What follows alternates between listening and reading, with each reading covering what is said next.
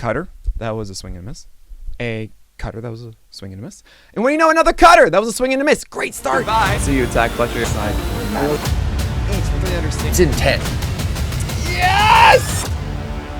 What is happening? Welcome to another pitcher video breakdown. My name is Nick Pollack, and today, oh my gosh, it's Clarke Schmidt. It's the guy. It's the dude doing the thing that we wanted him to do. He finally had an amazing game. He's been looking like the replacement of Garrett Cole, kind of. He went 8 innings of shutout ball, and this is all the stuff he did. This is how his game looked, and the biggest thing that should pop out from that, guess what? It's 10 whiffs on his cutter all of a sudden. Look at that extra usage. 15% usage increase on the cutter. Why? Because Clarke Schmidt throws cutters inside to lefties. This is the number one thing that Clarke Schmidt has been trying to figure out this entire season. He's got all the stuff that he needs to take down righties. Sinkers inside. Beautiful. Sweepers going away. Beautiful. A nice cutter. Why not just a little nice cutter at the edge? Beautiful. He's got a big knuckle curve. He's got all the things to make right-handers demoralized. But the problem is, sinkers do not work well to opposite-handed batters unless you're, I don't know, Kyle Hendricks doing that inside to lefties perfectly. And even that is kind of bad these days. You gotta be so careful and a command pitcher to be a good sinker pitcher against opposite-handed batters. Sweepers, far worse. They are massive platoon splits. They're actually one of the, I think, the highest platoon split for any secondary pitch because it's a lateral thing. It's going into the batter as opposed to making any sort of depth with it. And that's actually really nice and easy for batters to wrap the bat around and pull down the line. So with those two pitches being his predominant ones against righties, he needs to find a solution for lefties, and he's been searching all year. But Clarke Schmidt did it. The cutter was up, 50% usage. Oh my gosh, either 50 of them, about 100 pitches, crazy. And then the curveball too. So we're going to watch both of those. The curveball, you see that? You see the curveball up there again? 6 whiffs in 20 thrown. 70% strike rate. Oh my gosh. You want to see like above like 60 for a curveball. 70% means you're cruising with that thing. So yeah, be excited about Clarke Schmidt in this one. We're going to watch this first inning against the Twins, and we're going to also watch the third, but a little bit more of that curveball. Okay, so here we go. We got Clarke Schmidt leaning off here against the lefty. So what do you see? It's a cutter. He's not trying to get it here. Where Clarke Schmidt really wants to go with the cutters are two spots. One is kind of up. It's something called the Cannibal McSanchez. Okay? Nick Pollack term. Hi, what's going on? That is from Anibal Sanchez and Colin McHugh. Those guys would throw high cutters that would start upstairs out of the zone and fall back down. Those are more gyro cutters. What I mean by gyro is it has vertical drop, not horizontal ride. Okay? Or really a run is what I should say these days. So it's not really something I suggest for Schmidt. I think he's good at getting this lateral movement, as you just saw, and he's trying to really get it over here to jam guys. But you're going to see it up here as well, and I think he can get away with that with the cutter. Yeah, Cannibal McSanchez, I love it. Okay, here's another one. That's down the middle at 92. And, you know, I think he got away with a few of them, but the fact that he's able to throw that in the zone confidently, I mean, that's the first batter of the game. And you see that you throw a cutter to a lefty and it's okay. It's all right, not a bad feeling. And that is how he uses a sweeper to lefties. I don't know if I love it or not. If you can actually throw sweepers that nail down and arm side like this, like a backdoor, fine. A lot of times what happens is that you try to do this and then it comes back too far and either they pull it down the line or sometimes it stays up too much and then they can just easily just push it to left field for a double over the third baseman, right? It can be very dangerous playing this game of backdoor sweepers, especially when you don't have another breaking ball to establish with it, right? With Clarke Schmidt, everything is going this way against lefties. He doesn't really have a changeup that he trusts. We only threw 2 of them in this game. So if everything's coming back this way, it's harder to do the backdoor stuff because no hitter is going to give up on anything that's outside. They're just trying to see, is this a slow one or the hard one? If it's a hard one out here, then fine. They can wait a little bit longer. Essentially, it's over here. But if it's a slow one, then they actually have the time to react to come back here, right? So it's a little bit of a dangerous game. Not my favorite thing, and I kind of hope that he... and I kind of like the fact that he moved away from that for the most part here. He tried to do a front hip sinker. This is 2-1. And he's thinking to himself that, like, yeah, right, I just threw 3 things that go one direction. Harry Styles up in this. And then all of a sudden he's saying, hey, I want to surprise Julian. I can probably get an out if I get this fastball in here. And I'm actually not against this idea. This is, again, going back to David Cohn saying, like, hey, you have a cutter that comes into the starts over the plate and goes in, and then you have a sinker that starts off the plate and comes back in, right?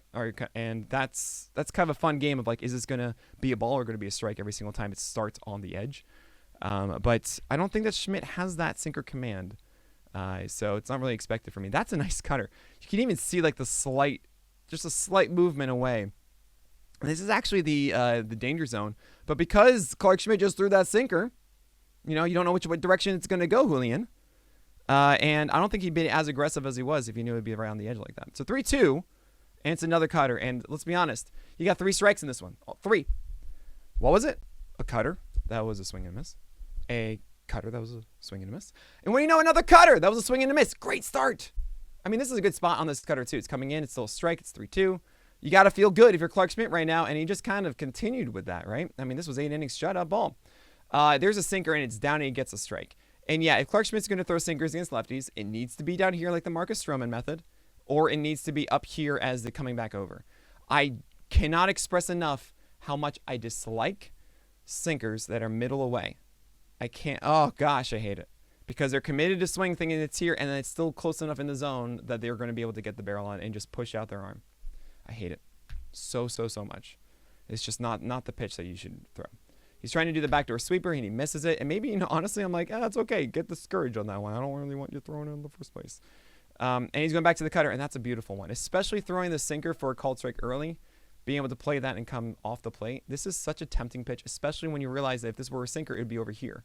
Like the separation between the cutter and the sinker. Really, really lovely stuff. So, yeah, that's fun. Okay, 1-2. What is his pitch here? And that is the knuckle curve. So I'm gonna get that in full speed just for you guys one more time. The knuckle curve is supposed to be low. This is supposed to be, you see where the glove was? He's trying to get it here. I mean, that's maybe also the whole thing about coming up with the glove, fine. But he's not trying to get it down there. He's trying to get it here. And he throws a cutter up and away. This is interesting. So where is the glove on this? He is trying to get this up. He's treating this like it's a four-seamer. And he doesn't really throw a four-seamer. He used to in the past, like ages ago. 2020, 2021, 2022. I'm looking at this right now. Terrible vert on it. I mean, just below average shape across the board. Clarke Schmidt is not an extension guy. He's below average extension. His vert was, I don't know, I want to say it's like 20th percentile at like 13 inches. He does not have a flat angle. Like, it's a good thing that he stopped throwing his four-seamer. He throws his cutter instead. Upstairs is an interesting place. It's a Campbell McSanchez. He doesn't know if this is a strike or not.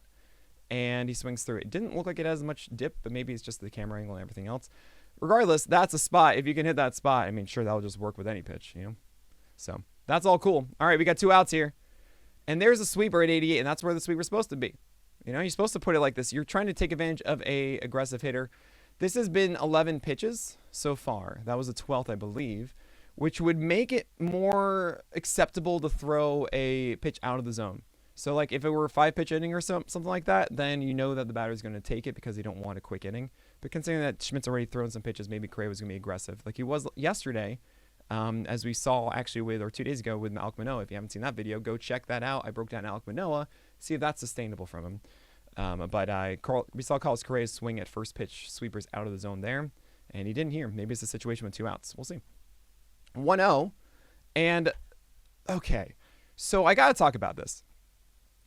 There is a tendency in the majors to throw away sinkers that come back to the plate. I hate it. I absolutely hate it. And this is a 1-0 count. I think you can get away with backdoor sinkers in 2 strike counts because they think it's going to be some breaking ball, something that goes off of the plate that starts here and comes back and falls out. But when it's a 1-0 count, you're trying to get an out or a foul ball essentially, or a called strike, right? With the sinker, you're not gonna get a swing strike. So the best opportunity here, you generally don't want them to swing because this is a swing that generally is not a foul ball or a whiff. It's a ball in play that probably isn't in your favor. However, how sinkers are best used early in counts are ones that end over here. Why? Because they will generally swing. It's going to be a really tempting one that comes off the plate. It's a constant strike that's either foul or it's a grounder to third for an out. You want a quick out. I see sinkers as the quick out pitch or the surprise strike 3 pitch, right? But at 1-0, you don't want to backdoor him for a called strike, right? You want to try to get your best chance at an out, which is over here. You could also argue that doing this now then sets up the thing going off the plate later. But I'm just not a big fan of it. I've seen a lot of guys where they try to do this and it comes back over the plate and it just gets crushed. It's such a hard skill. There's the cutter. I like this approach a ton. And essentially that sinker does ideally set that up, because like if you think you see this pitch coming in here, it comes back over, that's a sinker. So this one, trying to do it again, but then this one falls out. And I love the idea of that. But you got to throw a little bit more competitively than that. That needs to be like actually one that's here going to here. 2-1, what do you do here? Another cutter. Yeah. So he's actually, this is interesting, because he's seeing inside, and when Correa is keyed into inside, he's probably thinking sinker. So you can actually see him kind of, like he's looking away at the moment. All 3 pitches have been away. And then he actually thinks this pitch is going to go farther in, right? 2-2, what are you thinking in your head now? Do you do a backdoor sinker? Do you do a sweeper? Do you do a cutter? If you were in Clarke Schmidt's shoes, what would you do? I would do a curveball down, because he hasn't seen it yet. Oh, and he throws a backdoor cutter. Okay, cool. Thanks so much for that wonderful thing. That's nice that I paused it, huh? Be better, Twins broadcast. All right, it's a fouled off cutter here. And he hasn't really seen anything outside of the 93 or so, or like 90, because of the sweeper. I think the curveball's a little bit slower. He's going to throw him off. That's what I would do in this situation. And he goes a sweeper at 89, and that's fine. This works because it looks a lot like the cutter. It's coming in. Also, it's a hard sweeper at 89. Generally, you see sweepers like 83, 84. They really are like frisbees. And it's a pretty cool, harder sweeper. You can even think of it more like a slider than the traditional sweeper, because it is 89. But because of the closer velocity gap, I think that's why Correa went after that one. Whasham! Okay, now here we are. We're in the 3rd inning. Just like that. Boom, you got out of the first. I don't care about the second. We're going to look at the 3rd inning. So let's take a look. We've got, first pitch, backdoor sinker. Okay, fine. First pitch. If you think he's going to take the first pitch, throw a backdoor sinker, get your called strike. When it's 1-0, when it's the second pitch I'm going to bat, that's when I like the sinker inside. That's what it was before. First pitch, fine. First pitch, you feel like you can sneak one in, go ahead. That's okay. Oh, there is. Oh, no. Oh, no. Oh, no. Oh, man. Okay, so that's not good. This is an 85 mile per hour sweeper way over the plate. You even see this reaction. He's not looking at the thing yet. It's off the end of the bat, and this is going to be an out. But he's trying to really, this is 0-1. You're trying to get this over here. Like, this is supposed to be over here. This is a hanging slider sweeper. Oh, man. You are a fortunate buddy, Clarke. Okay? You are a fortunate man. That's against Margot. That's 175 average on the season, blah, blah, blah. That is normally out of the yard. Yeah. There is a cutter. That's a beautiful one. See, I prefer that first pitch, because honestly, if they're being aggressive, that actually turns into an out more so than the sinker. They're not really looking for that cutter down and away. Now I hope 0-1 you can get the out here with a sinker inside. Not like that! Oh, gosh. All right, well, fine. That's so annoying. That's so annoying. It's the right pitch call, and now it's like, in my head, I'm thinking, oh, man, no, Schmidt, don't get discouraged by it because it slipped out of your hand, and now you're not going to do it. That stinks. All right, well, you got a man on first. Okay, we're pitching from the stretch now, 1 out. Clarke Schmidt, backdoor sweeper, and he wraps around it. And why do I think that's important? Because this is kind of a way. He turns it over, right? He rolls over the pitch down the line, and it's going to be foul. And if I see that as a pitcher, I'm thinking, okay, he's absolutely ahead of everything. And he's trying to pull everything. So I do stay away, and I throw a sinker away now. Because now I know that he's trying to do that. And, you do a changeup. Changeup's correct, too. I didn't really think he had it. This is one of the two. That is the correct pitch call. Again, you see a guy wrapping around a slow pitch outside. He's way ahead of it. So if you want to say sinker, he'd be more timed up for it. I get that. I'm thinking a sinker that falls off the plate here because, again, he's wrapping around. That's why they went with the changeup, but it's just not as good pitch. Now you throw that away and go, fine, cool. I'll go cut her inside now. Oh, you throw the knuckle curve, and that's beautiful. Oh, my gosh. Woo! That is the good stuff.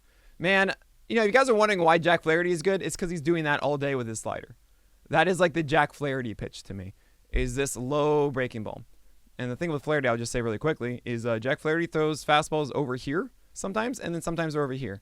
When they're over here and they aren't like 94, 95, they get hit. When they're over here, regardless of velocity, they don't get hit, and then these just cook. This cooks all the time. All right, this is hot. Ugh. That's the good stuff. That's the good curve. 1, 2. I mean, you're going to go with the cutter up and away again? Oh, that's beautiful. Blue. He's screaming into the mitt right now. I mean, obviously not because the umpire's right there. But, like, oh, my gosh. This is what you're trying to do with this. Man, where's the ABS system? Oh, man. You even got the, yeah. Let's zoom in here. Let's zoom in on this glove of appreciation. This is what I like to call it. That guy? Oh, that's the best. That lovely, yeah, there it is. There's no better feeling as a pitcher than getting that little, like, yeah. It's my favorite thing. My favorite. He deserved that strike. Let's get it now, please, Blue. Let's get it now. Yep. The curveball. That curveball is so good. And I'm honestly surprised that he doesn't throw it more against righties. Favoring the sweeper, I get it, but this is a legitimate curve that plays on both sides. Like, this is a curve like Aaron Nola. At least it was yesterday for Clarke Schmidt. 2 outs now. We got Larnach. Remember, back at the top of the order. Now we're going to do the front hip sinker. Oh, my gosh. This is why we don't want front hip sinkers. This is... that is a mistake.